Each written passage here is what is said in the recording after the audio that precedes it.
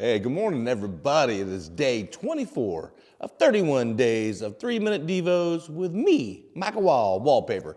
So glad you joined me this morning. Hey, listen, we have been through a lot this month, gone through so much. We just went through the fruits of the Spirit. And now we're going to go through prayer. And I'm going to end out our 31 days with something pretty special. So y'all bear with me real quick. So prayer is something that is critical to your relationship with the Lord. When we communicate with each other, we talk. When you communicate with God, you pray, right? So when you and I are going to communicate, we're going to talk, we're going to speak English. That is our language. But you see, when we speak to God, we're going to speak in prayer. And prayer is this language of our hearts. Prayer is the language of our heart. And so I'm going to pray to God with my heart and give it all to Him. And so in prayer, the Lord talks about this. And in Matthew chapter 6, He begins to talk about prayer, starting in verse 5. But He begins to say that, look, prayer is not this thing that you stand up and let everybody hear you and look how good of a person you are because you prayed. He's saying, hey, go in silence, go away from everybody and pray with your heart, pray with your life, pray sincerely. And then he says this in verse 9, this then is how you should pray.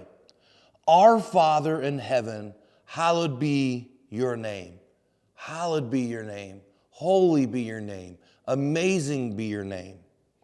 Your kingdom come and your will be done on earth as it is in heaven. God, you know everything already. So I'm going to pray that your will happen here on earth. Give us today our daily bread, our love, our grace, you who you are, our daily bread. And forgive us our debts as we also forgive our debtors, because forgiveness is the key. And lead us not into temptation, but deliver us from the evil one. Deliver us from the evil of this world. And he began to talk about that's how to pray. You see, we pray with our hearts, and when we learn to pray with our hearts, the language that God can understand. And so I pray that you will continue to communicate with God. You pray on a daily basis, and you learn to pray in a new way. So that's what I want to do. In the next 7 days, I want to end out the 31 days with something that I learned. It's called the tabernacle prayer. And I learned it from a guy named Chris Hodges. I was watching some of his sermons over in Birmingham at Highlands, Church of the Highlands. And it really changed my prayer life. And so starting tomorrow, we're going to go through 7 days of what the tabernacle prayer is.